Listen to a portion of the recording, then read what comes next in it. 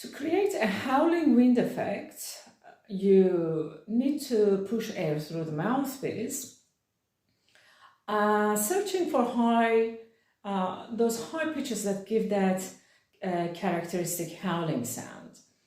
To do that, I relax my embouchure and create a very round and relaxed embouchure with my cheeks full of air, and let the air pass through my teeth, creating a kind of maybe slight buzzing or S sound.